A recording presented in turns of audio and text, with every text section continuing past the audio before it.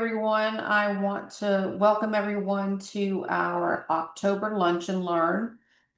We are excited to have Travis Finchum here talking about Pooled Special Needs Trust. And I do want to give just a special shout out because Guardian Trust was our platinum sponsor last weekend at our advocacy days in Orlando. And we are so appreciative. Travis here is a Florida Bar Board certified elder law attorney, and he's the founder of Special Needs Lawyers. For the elder law section, he currently serves as chair of the legislative committee and secretary of the section. He's a past chair of the Special Needs Trust Committee and a past chair of the Elder Law Board Certification Committee. He founded the Guardian Trust Foundation that serves as trustee of various pooled special needs trusts. His practice is in Clearwater and consists of special needs trust drafting and administration, public benefits, estate planning, and probate. So I'm going to welcome Travis and let him share his screen.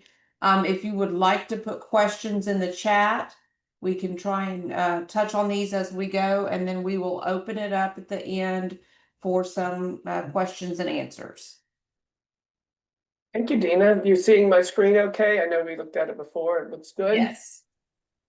Thank you. And I appreciate the opportunity to be here. And Dina commented earlier, I'm sporting my ARC Tampa Bay shirt. I'm a lawyer, so disclosures and in full disclosure, I'm not associated or affiliated with the ARC of Florida, but I am the current president of our local organization, the ARC Tampa Bay, and its foundation. Actually, I've served on the foundation for many years, so I'm involved with our local ARC and believe very strongly in what the ARC does, and including things like this, where it's just sharing information and let's talk about things. So that's my first disclosure. I'm a big supporter of the ARC, not officially associated or affiliated with it.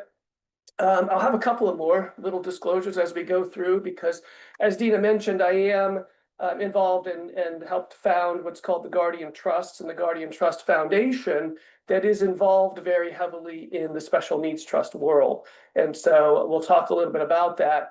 And you may notice I added a little bit more to my title, because I did happen to notice that I recognize a few other names on the that are in attendance today, and I would be remiss if I talked at all about special needs trust and I didn't at least mention just a little bit ABLE accounts. So we will talk about that.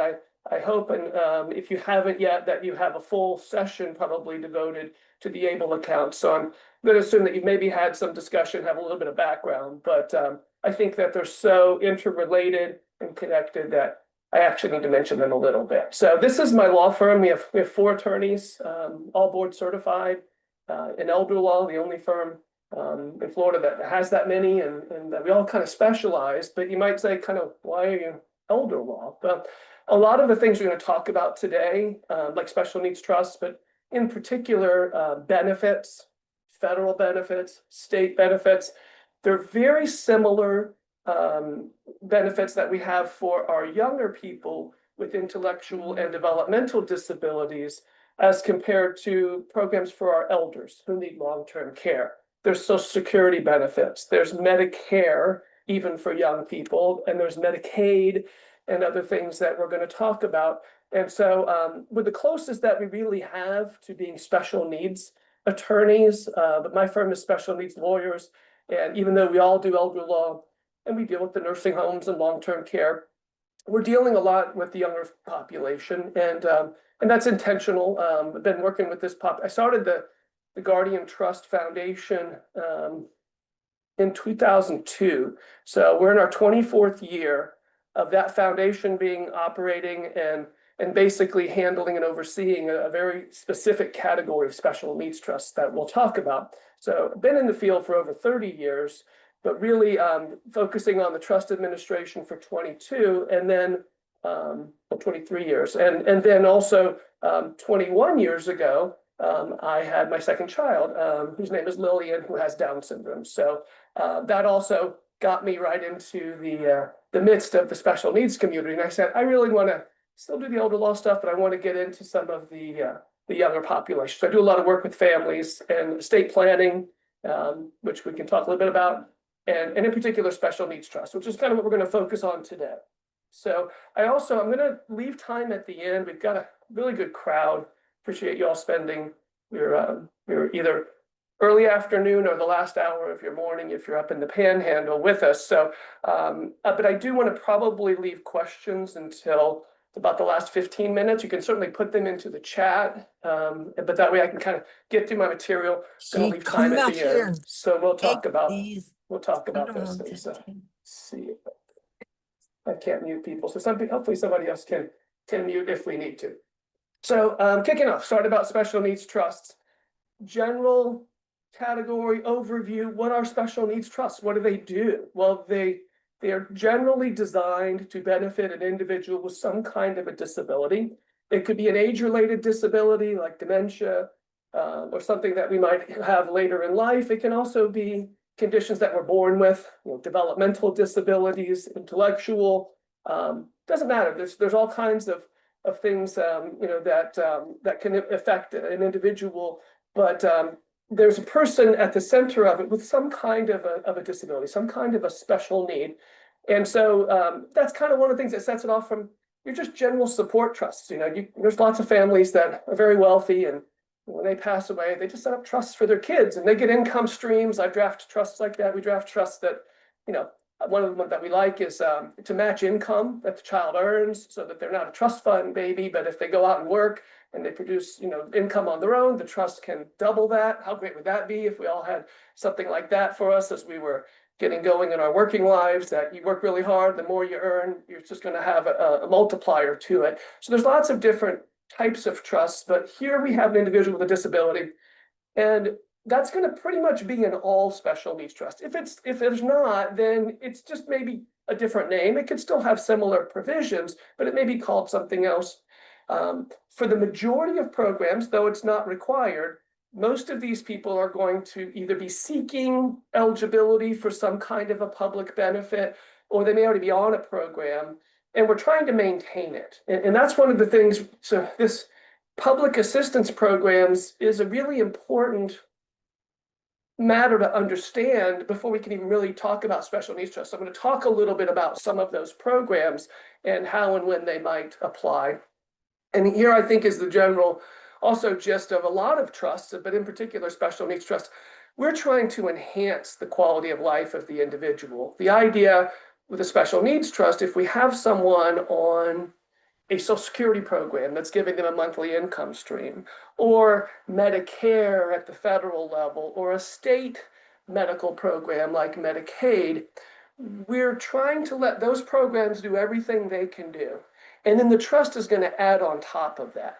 The idea is we don't want the trust to replace those benefits and to have to be used for basic medical needs or housing, although they can. But the idea is if we can keep the benefit intact, then we can actually give them above and beyond what they're going to be eligible for at the government level. Because I think for many of you who are already dealing with some of these benefits and programs, I mean, it's very rare that it meets all the needs. There's usually always things that the individual could have or need that the government, the program's just not going to pay. So if a trust is there and it can be used to supplement, which is also something that these trusts are sometimes called supplemental needs trusts, but they're designed to supplement these public assistance programs. So when we say that, what are we talking about? So for public assistance programs, I'm usually looking at two categories of things. We want money and we want services. The money is income. So we need a monthly check. And so for most of our folks, that monthly check is through the Social Security Administration or through the federal government. And so when we say Social Security, there's lots of things that pop into people's mind, many of them, and rightly so, they're thinking about, well, when you retire, right? So when you retire, and I don't even have that up here as one of my benefits, but retirement is a Social Security program. So we're going to talk about a few of these incomes, and then the services. Okay, I need transportation, I need day programs, I need I need somebody to do personal care and to help monitor and look after. Or I may need to be in a nursing home and I need services there. So there's a separate other set of programs that do the services and have the medical coverage. But income, Social Security.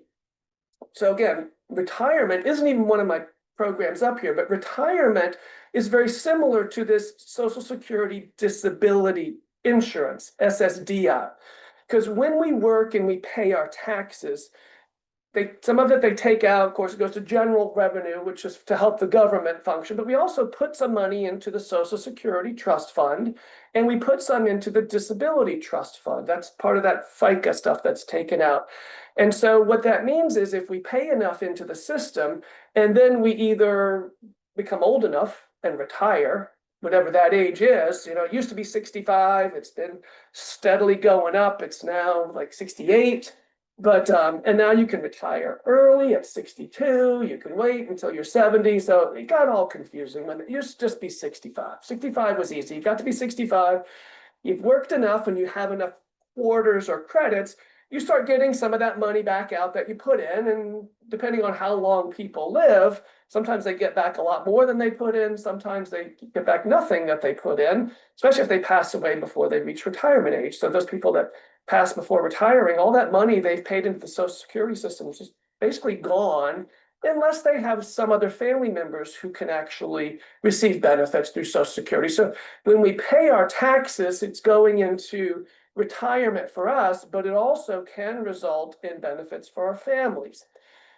Also, though, we are putting funds into the Disability Trust Fund, and what that's there for is if we're working, we become disabled before we reach retirement age. Maybe we have an accident or an illness or something that prevents us from being able to work. If we put enough into the system, we start getting our Social Security early. Basically, instead of retirement, we get it as disability. And there's no financial test for some of these programs, like retirement. I mean, you can be Social Security retirement, you can be a billionaire, and if you've got enough quarters and credits, you're going to get a Social Security check. You may end up paying more for your Medicare or things that are tied to your Social Security, but there's no financial test for retirement. There's no financial test for disability, Social Security disability, because you've paid for it, you bought it as you've put the money into the system and you have enough credits or quarters. But what about for a person who needs income that has never put money into the system, they haven't worked enough, or they could never work, or they can't draw on someone else's work history? And that's what we're going to talk about in a minute. But there is a program called SSI, Supplemental Security Income. It is administered and given out through the Social Security program, but it is not pulling money from the Social Security funds that we put into. It comes from general revenue funds at the federal level. It's basically a welfare check that was originally designed to meet a person's basic necessities of food, clothing, and shelter. And it's a set amount. You start with a maximum, and there's all kinds of reasons and ways to be able to reduce it that we're not going to be able to get into all those details, but you get a monthly check. The maximum is $967 this year in Florida. Some states add a little bit to it because it's strictly a federal benefit. Florida does not. So $967 a month is the maximum SSI check. But SSI is a welfare program, and therefore it has income limits, monthly income limits. It also has resource or asset limits, what you own, what you can have. And so a special needs trust, that's why I have a special needs trust, yes, for SSI programs, is because if we were just to give money directly to a person on SSI, or they were to get a monthly income stream, say from a trust, it gives them $1,000 a month or something like I was talking about before, that our trusts for some of our wealthy clients that just put the kids on an income stream. If we were to do that, that's going to disrupt and probably in most cases completely eliminate the SSI program. So we don't want to do that.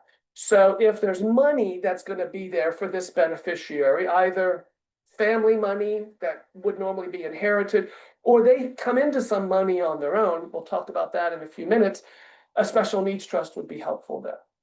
There's another income stream from Social Security that I'd be remiss if I didn't mention, though it really doesn't have a lot to do with special needs trust.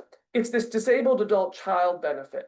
It's also sometimes called childhood disability benefits.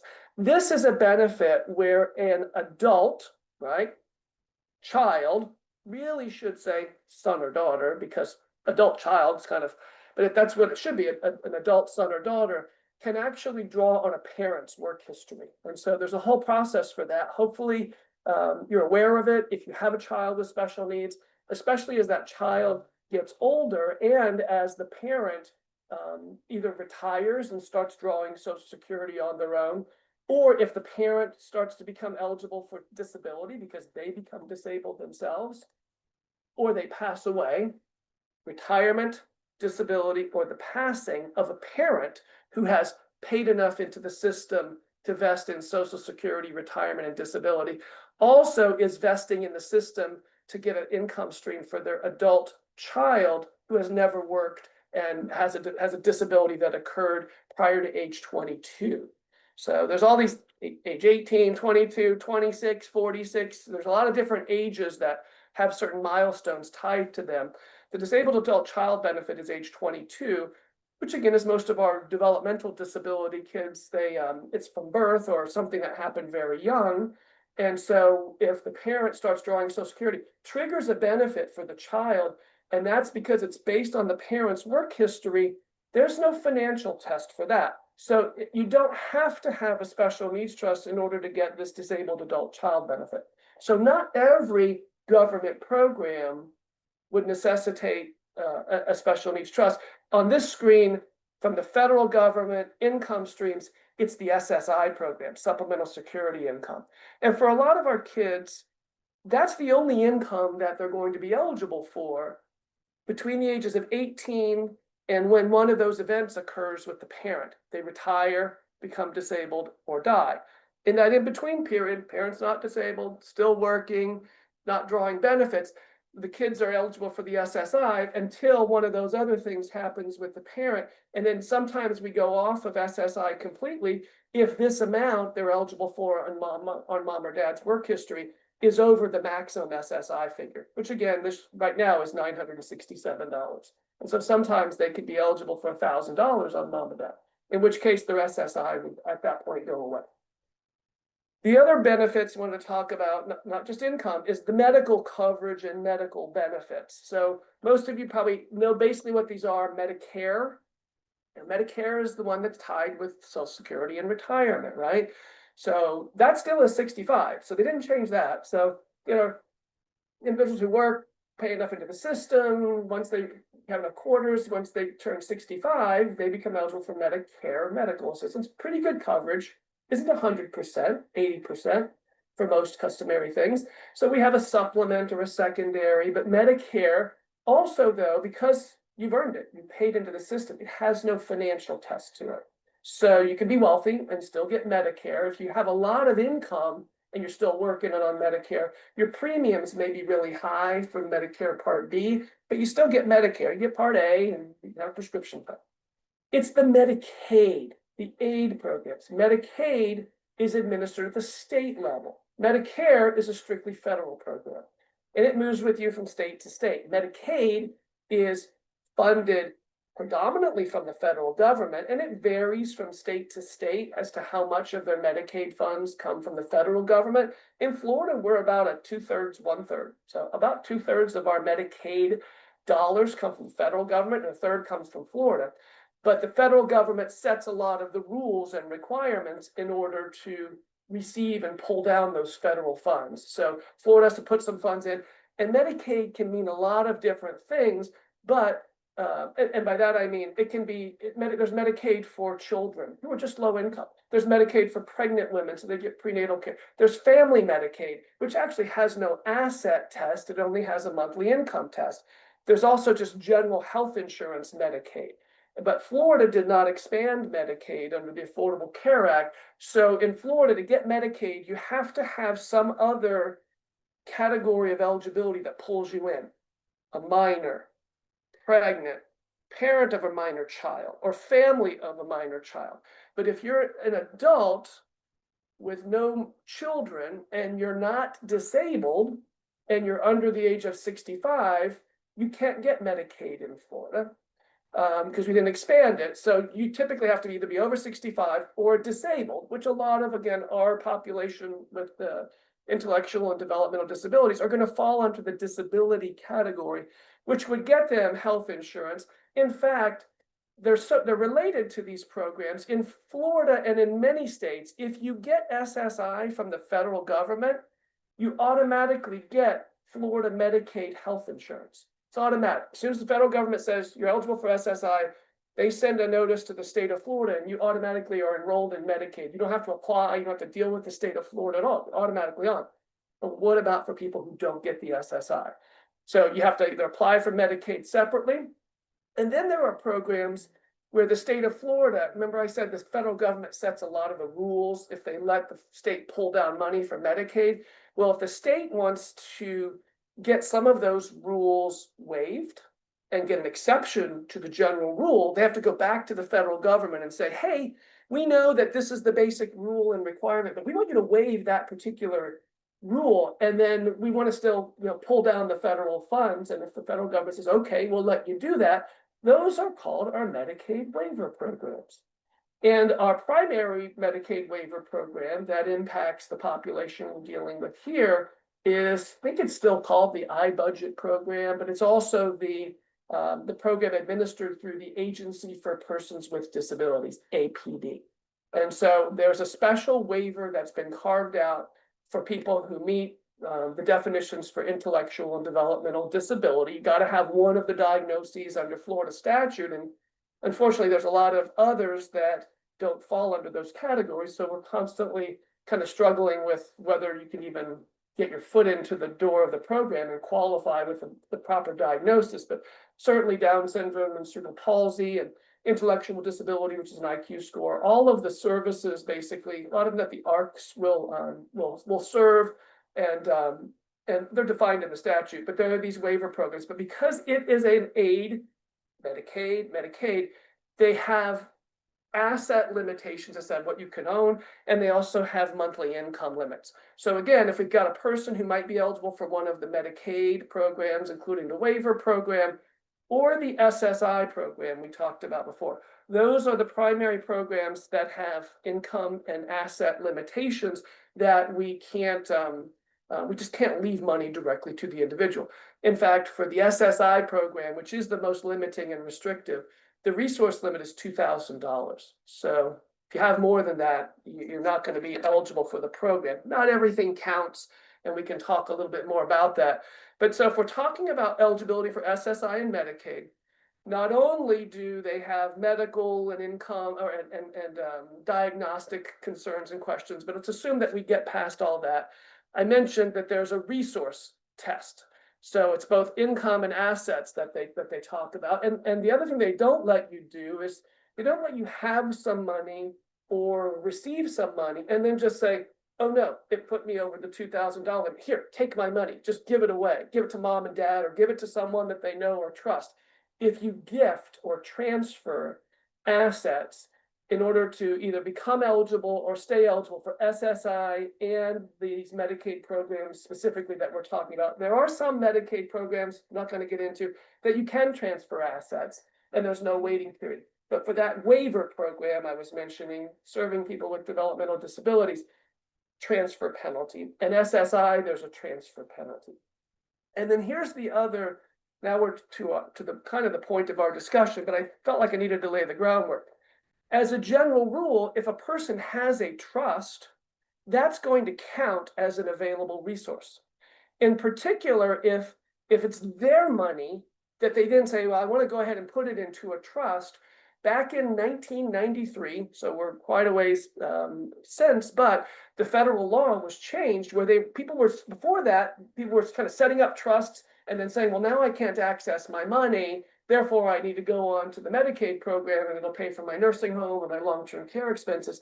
The federal government's like, we need to shut that down. We need to stop that from occurring. So basically, they passed a series of sweeping changes in the law that said, we're going to not allow people to set up these trusts. But then what they did is they carved out 3 exceptions. And that's what we got to focus on is, it's kind of like the tax code. The tax code, it's thick, thick, thick. The tax law itself is like 2 sentences long. It says that the federal government taxes your income anywhere and everywhere it may be found, kind of, or no matter where it is. And then it says, except for like the next, 10,000 pages are all the exceptions to the rules, all the nuances and when it's going to not be, so Medicaid says, and the SSI program says, we're going to count all trusts, but we're going to carve out a couple of safe harbors, and that's what we need to know about. And so traditional trusts, I would say, are what count. And so when we talk about special needs trust, there's really 2 broad categories that we need to think about, because it makes a difference as to the kind of trust. There are what are called self-settled trusts. That means it's the beneficiary's money already, and now we're trying to figure out how to protect it. Or there's what's called the third-party trust. Third-party trusts are great because those are the kinds where it's the family, it's the parents, it's the grandparents, it's somebody with some money who says, I want to take care of this person. I want to leave some money for them, but I don't want it to disqualify them for benefits. How can I do that?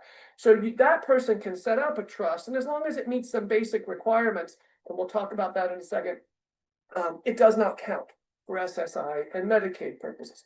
The more challenging are what we call these self-settled trusts, but because, I'm on a program that has an income and asset limit, I now have some money. When we'll talk about why would a person have the money? Well, maybe they inherited some money we didn't plan right. Maybe there was a lawsuit, and now all of a sudden they're inheriting, or they're receiving some money, not through the inheritance, but through the settlement of a lawsuit, things like that. We need to be mindful of that. The easier one to talk about is the third party. So we'll do that one first. And third party, basically, again, set up by a family member. Anybody can set one up. Oops, get too many. Anybody can set one up. Parents typically set them up for their kids, but anyone can.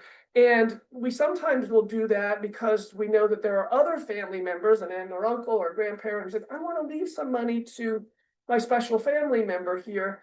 And I recognize if I do, I'm going to cause a problem. So we want to make it as easy as possible. So we'll set up one of these trusts and we say, here it is. Go ahead and put money in now, put it in later. Write it into your will, make it a beneficiary of your life insurance policy, any of those things, but we want to make it as easy as we can. And so you get to set up your own trust, you can customize it, draft it, put whoever you want to be in charge, just can't be the beneficiary, it can't be in charge of their own. If they're married, their spouse can't either, but anybody else can, parents, grandparents, professionals, banks, trust companies, things like that. We do serve, we'll talk about with Guardian Trust, we do serve as trustee of these kinds of trusts.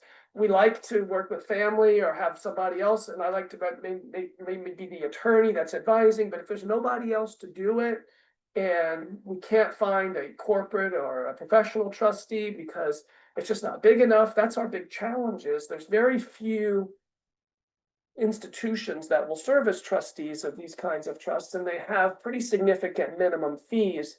And it's hard to find a trustee, and sometimes there's just no family members to do it. Some of you may have heard when we talk about special needs trusts about something called a Medicaid payback, but that doesn't apply when it's other people's money. So yeah, a parent says, I want to set up some money for my adult child. There's no requirement that when the child passes away that Medicaid gets paid back or there's some other claim or a lien against it. That's not the same as what we call the self-settled trust. So when it's the beneficiary's money directly, well, that's a problem. The government says, we're not going to let you give it away, right? We already talked about can't transfer your money and then now say I'm broke and I want to be on the program. And they say, well, we also don't want you putting it into a trust that other people can benefit and use. So if it goes into a trust, it's got to be for your sole benefit and nobody else.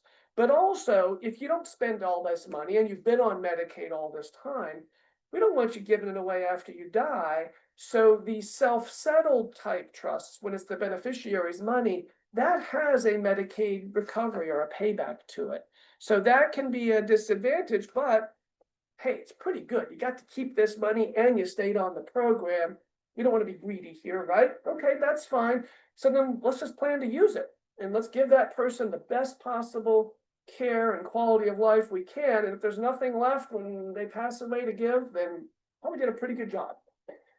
Sometimes it's just inevitable that there's going to be funds there, but These trusts are very different, and I kind of talked, why would we be talking about this for a person with a developmental disability? Well, it's probably not going to be earnings and savings that they've made, but even if their condition that causes them to meet Social Security's definition of disability, even if that wasn't caused, by an accident or an injury, like a birth injury or something, or a car accident or a traumatic brain injury, they could still be riding in a car with anybody, and it's a car accident. And all of a sudden now, if they're hurt, there's those lawyers out there, right? You've been injured in an accident, give us a call. And so recovery, just a regular personal injury award. They also are victims of medical malpractice. They're also, there's all kinds of things, just like any of us walking around, at some point may be involved in litigation. And if we recover money, big problem if the person is on one of these programs. The bigger one, not the bigger one, those two are the big ones. Personal injury and the inheritance is a big one. I see this a lot. And we would certainly rather head off the money before it's ever inherited by having one of those third-party trusts, a lot more flexibility, no Medicaid payback and all of that. But sometimes we just couldn't do it, didn't do it, weren't able for some reason, and the money's already here. In which case now we're kind of forced into one of these kinds of trusts. I don't want to get into the weeds of all of these, but there's really three kinds of trusts that were carved out. This 42 United States Code is the Social Security Act. And this is what was written in 1993 to be the exceptions. And so there's one that's for individuals who are under the age of 65.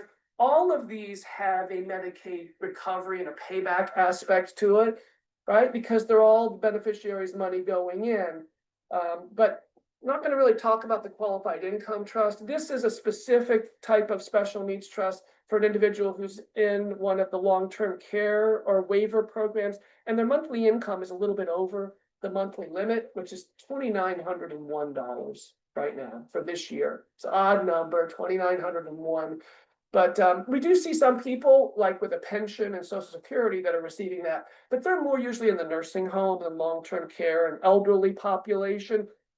I do sometimes see some in the developmental disability because of survivors' benefits, especially if the military is involved and there's a survivors' benefit plan or something that leaves an income stream to an adult disabled child along with Social Security. But generally speaking, we're not seeing people with Social Security over that figure in our population here. But the D4A and the D4C are the ones where you can plop in extra resources above the $2,000 figure. Mandatory Medicaid paybacks in both of these kinds of trusts. The one I want to focus on a little bit is the D4C. We'll talk about the D4A too, but the D4C pooled trust. What was written into the federal law to do a pool. What do you mean a pooled trust? What does that mean? It's a pooling of funds. It's kind of like a big swimming pool, and there's a lot of beneficiaries that are using it. So what you do is the federal law says, we want you to be able to combine your funds for administrative purposes to make it more cost effective. You don't have to have a minimum maybe, but now you've got it combined with 10, 100, 1,000 other people. And now it's enough money to have a professional invest it, oversee it, things like that. And so the pooled trust had traditionally been for smaller amounts, though it doesn't have to be. But by combining people with smaller amounts, it gives them the power of the volume, the numbers, to be able to keep fees lower, way more cost effective. If you've got $5 million, $10 million, $20 million, and you're looking at a trust, and you might do the D4A, which is an individual trust just for that person, you're going to have a lot of options for investing it, and professionals, lots of banks and trust companies will take that. But if you've got $50,000 or $10,000 that we're trying to protect, well, remember the limit's only $2,000, so we got a problem. It's too much, and so we want to have an option, and the pooled trust is a way to do it cost effectively. And many of these pooled trusts do not have a minimum. So here's where we also get into the full disclosure again. I helped start the Guardian Pooled Trust in 2002. It is a 501c3 nonprofit corporation that serves as trustee, and we administer these trusts. And part of our charitable purpose, because we are a nonprofit, is not just serving as trustee and providing the service that really you can't get from the banks and trust companies. But we also have a charitable component to it, and it's through that nonprofit that we were able to support the advocacy days, and we support a lot of local charities. Our primary criteria for our nonprofit is that it kind of has to be part of the population that we serve. So it could be elders in long-term care, could be younger people with intellectual and developmental disabilities, organizations that serve that population are actually donors or recipients of our funds that we generate through our nonprofit. And you can read all about that on the guardiantrusts.org website. But I'm happy to talk more about that. But part of my job with it as the attorney and the legal counsel is to make sure we're following all the rules and that we're doing everything we need to protect the funds. And in order to do that, we have an independent outside audit from actually an international CPA firm that does auditing. They come in and they look at everything. We have one of the other attorneys in my firm, Cole Long, who's another board certified attorney. We are both involved and responsible for the oversight. And we have insurance in place too to help protect our beneficiaries. And then we have an independent oversight board. Cole and I are on that board, but we're not the majority. The majority are not involved in our trust administration. So we report to them and have to account to them, as well as to our beneficiaries and the referral sources and the attorneys that work with us. And so again, we serve as trustee of this pooled trust when there's not a lot of other options, or again, when we're trying to shelter sometimes smaller figures. Very few banks and trust companies will even touch a special needs trust, but most of them, it's a minimum of $1 million or more of investments to put into the trust. And again, there's some people who have that. There's also a lot of people who do not, and they need other options. So I also have developed kind of this little flow chart. I use this when I talk with my clients, but basically we can kind of draw a line right down the middle here on these different kinds of trusts. But we always have to start off with, well, if we're putting money in a trust, whose money is it? Well, again, if it's not the beneficiary's money, it's mom, dad, other families, we can set up one of these now, these terms, a third party special needs trust. It has, if you can read that little bitty, it has no Medicaid payback, no criteria. We want to be over here when we can, but sometimes if there's no way to force money over into the third party, it's already the beneficiary's funds. We can do one of these special needs trusts, and basically all 4 of these red circles are the types of trusts that Guardian Trust administers. We do the pooled trusts, both first party pooled, and we have a third party pooled, because it works really well when it's a beneficiary's money directly. It can work very well also if it's family money, if it's just not enough to invest on its own. Don't have a lot of options for putting together a custom investment portfolio for $50,000 when the person may need half of it, in the next year or so. But if we could put that 50 in with 10 or 100 or 1,000 other people, now we've got some money that we can invest for longer term and better returns that we would not be able to get with an individual investment strategy. So these standalone individual trusts, that's when it's enough money to invest on its own, have a custom investment plan advisor, and those are great, to have. It's just that you don't see a ton of those, just because I don't see a lot of people with that much money. So just in wrapping up the special needs trust, and I'm going to talk about ABLE accounts for about 5 minutes, and then we'll open up for questions. The advantages of these is that you keep the benefit in place and you keep the money. And that's the best kind of both worlds. I want a program that has financial limits, but yet I have this trust with a whole bunch of money in it, or some money in it, and it's going to be there to provide for things that aren't covered. It's going to supplement those programs. Some of the challenges and disadvantages are, if it's the beneficiary's trust, it's limited sole benefit, depending on what benefits. If that person is on SSI, we may be limited on some of the expenses that we can pay for directly without impacting their SSI benefits. We could talk more about that, but there may be some limitations on using the funds, but usually we want to do that. One of the big challenges is then who's going to be in charge of this? Because theoretically, either one of these categories of special needs trusts are going to go on, if the funds last, for the lifetime of this beneficiary. Well, if they're a young person, if they're in their 20s or 30s, most of us on this call, we're gonna be gone. And so who's gonna be there later on? Maybe, what if there's a sibling? Okay, well, maybe they'll outlive their brother or sister, maybe they won't. So that's the real challenge, and that's what, again, I was part of a group identifying it 25 plus years ago and said, a corporate trustee is, I think, the right answer. Problem is, again, banks, trust companies, a lot of red tape, a lot of minimum fees, oversight. You know, we need the oversight there, but the nonprofit model, where there's can be no minimum fees and we can be really, really competitive and low on those fee scales, make it a lot more cost effective. And then again, depending on the type of trust, it may be subject to that state Medicaid lien when they pass away.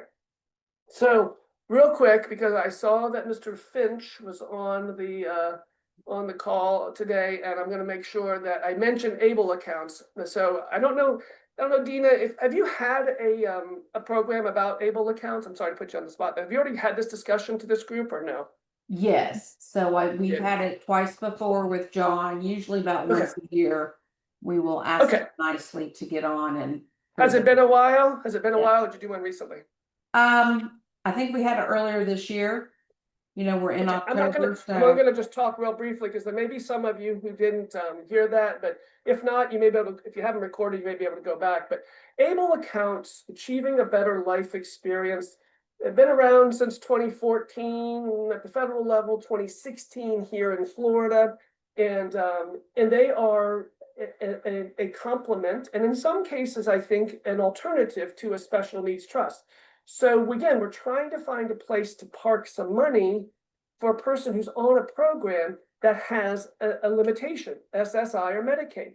And normally you can't have both. Well, they carved out these ABLE accounts, and they are exempted from both SSI up to a certain level, and then for Medicaid as well. But there's a couple of limitations with them. Oh, and incidentally, another full disclosure I have to do is I am on the ABLE board for the state of Florida. So it's a volunteer board, and I don't get any money or anything out of whether you utilize an ABLE account. But again, I put my time and my energy into things I believe in. And so the ARC is one of those, ABLE is another. And so I am involved with the ABLE program. But it's under the prepaid college board, and it has oversight and a lot of great protections for the beneficiaries there.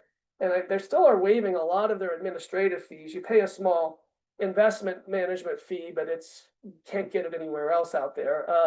But some of the limitations are there's a limit as to how much you can put in, and that's our current largest issue.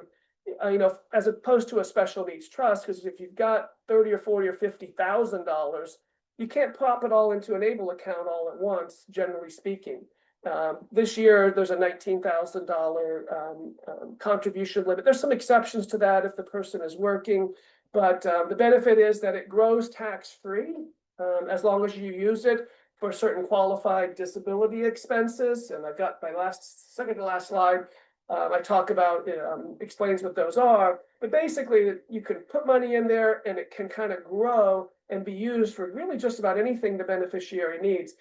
Couple of limitations are how much you can put in per year. The other current limitation is the age, which your disability has to have existed or become evident at least prior to age 26. But we also have a change in the law starting in January, and that age will go up to 46. So for some of our folks where their disability occurred between age 26 and 46, they will now be eligible to use an ABLE account. Again, most of this population is going to be younger than that, so it's not an issue. They're going to have been since birth or from a very young age as a developmental disability. And these are just some of the examples of qualified disability expenses, but I would basically say the last one, basic living expenses, pretty much anything the person needs, as long as you use the ABLE account for those things, there is no tax on that growth of that money as it occurs. And here's where we often will work in tandem with ABLE accounts is you can fund ABLE accounts with any of the special needs trusts that we talked about. So if you max out what you put in the ABLE account, you say, I can't put any more in, and then we put the rest into a special needs trust. Each year, you could just transfer money from even one of these special needs trusts, even the payback trusts, because the federal government put that right in the law that says you can fund it. And so we often are transferring funds from from one of the trusts into an ABLE account. And then I've got a quick little slide that kind of compares these different kinds of trusts. These are the special needs trusts that we were talking about. But the ABLE account does have some significant advantages. The biggest is that the limitation is the annual contributions, where there is no contribution limit for any of the special needs trusts. ABLE accounts, if you are on SSI, there's a limit as to how much can be in there at $100,000 before it starts counting. The special needs trusts, there are not. But there are a lot of advantages of these accounts. And so I wanted to leave time, and I think I did, 15 minutes for questions. And somewhere I saw Yes, in we the did chat, have a couple I may in be the able to chat. open them up. All right, I'm gonna stop. I guess I should stop sharing probably. And then I can look at the chat. Do you want, Dina, do you want to read them, or do you want me to go through? I can read them. So one is, do you foresee Congress raising the means tested income? There was a bill that was introduced and we're not really sure where it is. Well, the income or asset test, I guess what we're saying. So the income limits for some of these programs go up every year, actually for pretty much all the programs. SSI goes up every year with the cost of living, and the long-term care, as well as the waiver program. So that waiver program that I was mentioning that's administered through the Agency for Persons with Disabilities, it does have a monthly income cap, income limit. It's 3 times the SSI figure. So that's how we get to an odd number like 2901. It's 967 times 3. So those go up with cost of living. I think if this may have been meaning the asset limit for single, so the $2,000 resource limit for SSI and for that Medicaid waiver program has been stuck at 2,000 for decades. It goes way back. Someone once told me originally it was designed to be 6 months of reserves, so you could have 6 months of cash on hand to cover your expenses. It's $2,000. So yes, and I forget what the figure would be today if it had just been indexed the same. Somewhere I saw $15,000-$16,000 maybe. So possibly that they may raise that. I would go on a limb and say not likely with our current administration, especially with a lot of the, I won't say attack, but Medicaid being a huge financial issue for both the federal and state government. It's a huge chunk of the state budget. I think it's almost a third of our state budget for Medicaid, and the costs just kind of, as in medical care in general, keep going up. And we're trying to find ways to rein in those costs. I would mention, the Medicaid program in Florida for our population we're talking about has a managed care option and model now, which is, I think, I believe that it was designed, to try to open up and serve more people. I also wholeheartedly and personally believe it was designed to minimize costs and exposure to the state by transferring certain risk to the private sector, which is what managed care is supposed to do. I don't see it getting better in the near future. So if that was kind of what the question was, they've talked about raising that limit for quite a while. And all we get is the annual income limit, which I think next week is when the COLA will be announced for what Social Security's monthly figures will go up to in January. But I don't see the $2,000 resource limit changing anytime soon.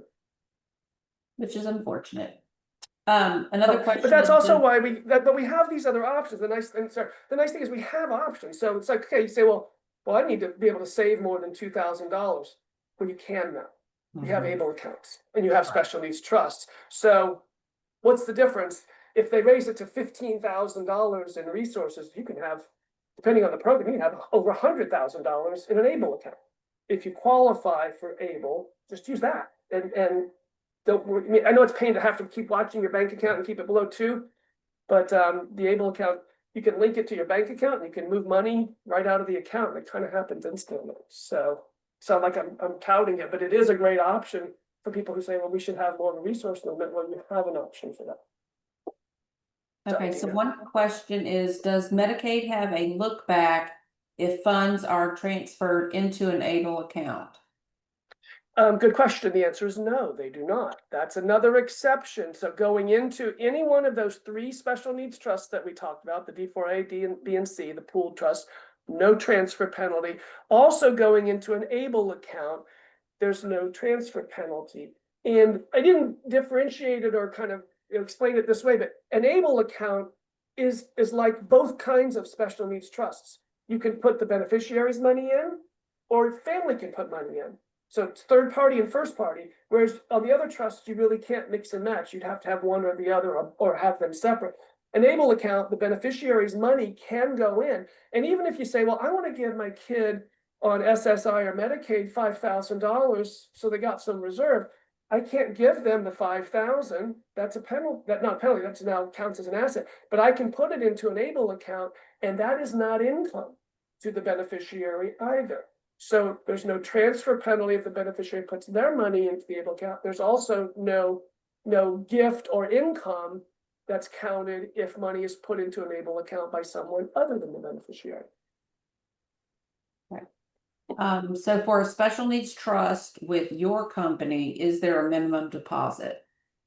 There's not. We have a one-time setup fee of $500. So we typically say we need to put 500 to open, but we have some that open them up and they're kind of waiting there to receive funds later on, and that's okay. But it's a $500 typical is what we have, and no minimum fee on the remainder. We just charge a percentage of the assets that we're holding. What about guardianships, and do you offer a free consultation? Now we're on the law firm side. We do guardianships. We really only do, in my firm, we only do guardian advocacies, which I probably be talking about.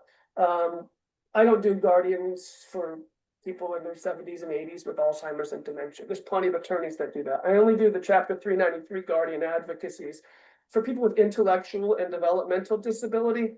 And I'm happy to talk with anyone about that. There are so many little nuances among the 67 different circuits and counties here in Florida that we typically are only representing folks in a guardian advocacy in our geographic region in the Tampa Bay area. Pinellas, Hillsborough, Pasco counties predominantly, because if you're in Jacksonville or even Tallahassee, there's little nuances and little requirements that it's usually more efficient to talk with someone or have someone there. I'm happy to talk with anyone, and if you call the office and you mention that you're part of this this webinar, this program, I will give you a free complimentary call to talk about those things. And if nothing else, I can try to help you find someone in your area that I know that would do a good job for you. Or if it's something else that we can do, we represent clients all over the state. It's just the guardianships are very local, and you kind of need to know your local procedures and your judges. Okay, so I don't see any more questions in the chat. Does anyone want to unmute and ask a question before we adjourn?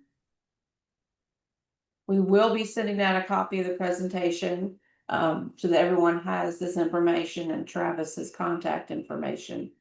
So, well, we certainly appreciate you taking the time this afternoon, Travis, to talk to us about this. Happy to do it. Thank you so much. And thank you for all that you all do at the ARC. Big support. All right, we'll see y'all next time. Okay, thank you.